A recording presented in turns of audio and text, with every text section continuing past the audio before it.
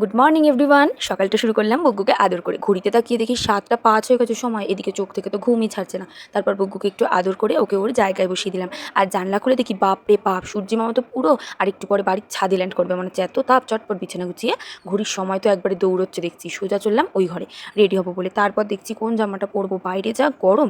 একটা jeans number থেকে আর একটা টপ পরে যাচ্ছে, এই হচ্ছে শুধু আমার সাথে। তারপর একটা জিন্স আর শর্ট কুর্তি নিয়ে চটপট রেডি হতে গেলাম। তো ফাইনালি রেডি হয়ে গেলাম। তো রেডি ফেডি হওয়ার পর চললাম ব্রাশ করতে। তো তোমাদের নিশ্চয়ই মনে হচ্ছে যে রেডি হওয়ার পর কে ব্রাশ করে? ভাই আমি করি।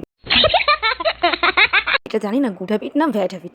তো তারপর চললাম মুখ ফুক ধুতে। এটা আমি প্রত্যেকবার করে থাকি, রেডি হওয়ার পর আমি মুখ হাত পা ধুতে যাই। তো তারপর রোজ সকালে আমি এই ওষুধটা খাই। আজকে ওষুধটা খেয়ে নিলাম। এই ওষুধটা খাওয়ার পর মুখটা একবারে বিচ্ছিরি হয়ে যায়।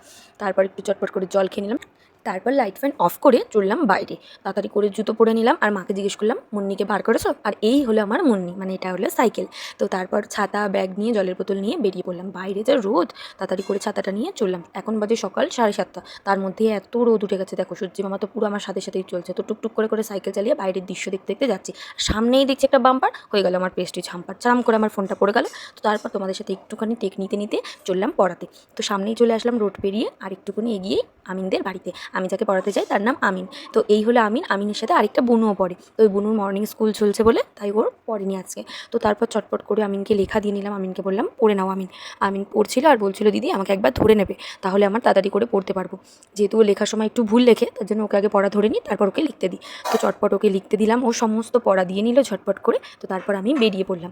যা রোদ, এরপর আর কোনো ঠিক না হয়নি। সোজা বাড়ি এসে দেখি ঘড়িতে বাজে 9:45। তো এসে দেখি মা ইপ্পি করে রেখেছে। তো তারপর ব্রেকফাস্ট কমপ্লিট করে একবারে ফ্রেশ হয়ে জামা কাপড় গোছাতে লেগে গেলাম। যা জামা কাপড় জড়ো হয়েছিল সেটা দেখেই মাথা ঘুরছিল যে এত জামা প্যান্ট আমি কী করে গোছাবো ছটপট করে। তো তারপর তাড়াতাড়ি করে জামা কাপড়গুলো গুছিয়ে নিলাম, নাহলে মা এসে এক্ষুনি বলবে লোকে পাহাড় দেখতে না গিয়ে আমাদের বাড়িতেই আসবে পাহাড় দেখতে। তো মায়ের ঘরটা গুছিয়ে চটপট করে বিছানাটাকে ঝেড়ে নিলাম, নাহলে নিচটাতে আবার ঝাড় দেওয়ার পর এই বিছানার নোংরাগুলো আবার জড়ো হবে। তো তাড়াতাড়ি করে নিচটাও আবার ঝাড় দিতে শুরু করে দিলাম। মা সকালে একবার ঝাড় দেয়, তো তাও বিকেলে একবার ঝাড় দিই আমরা। কিন্তু বিকেলবেলাতে আমি বাড়ি থাকবো না বলে, যেহেতু পড়াতে যাই বিকেলবেলাটা, তাই সকালেই ঝাড় দিয়ে দিলাম। তো তারপর এই ঘরে এসে লাইট জ্বালিয়ে দেখলাম এই ঘরটা একটু ঝাড় দিয়ে নেবো। আর এই ঘরটা হচ্ছে আমার ঘর। আসলে গরমকালে আমি ওই ঘরটাই শুই, কারণ এই ঘরটায় ভীষণ গরম লাগে। তো তারপর চটপট করে ঝাড় দিয়ে ফ্রেশ লাগছে ঘরটা কত দেখো। তারপর একটু মনে হলো যে ফ্রিজে আইসক্রিম আছে, ফ্রিজের আইসক্রিমটা খেয়ে নিই। তো চটপট করে তো এখন ফ্রিজের আইসক্রিমটা খাওয়া যাবে না, যেহেতু ঠান্ডা। আইসক্রিম খেয়ে বসে পড়লাম বাচ্চাদের খাতা লিখতে। তো যাদের আমি বিকেলে পড়াই তাদের খাতাটা আমি এই টাইমেই লিখে রাখি, যাতে ওদের টাইমটা না নষ্ট হয়। তারপর খাতা লেখার পর বসে পড়লাম খেতে, হাত ফাত ধুয়ে। তো আজকের মেনুতে ছিল মাছ আর ভাত। তো ভিডিওটা ভালো লাগলে অবশ্যই like comment share and subscribe করতে একদমই ভুলবে না। নেক্সট পার্টে তোমাদের দেখাবো যাদের আমি পড়াতে যাই, কখন যাই, আর কাদের কাদের পড়াই। তো সবটাই নিয়ে তোমাদের প্রত্যেক দিনে একটা একটা করে ভিডিও আসবে। প্লিজ তোমরা সাপোর্ট করো। Love you all.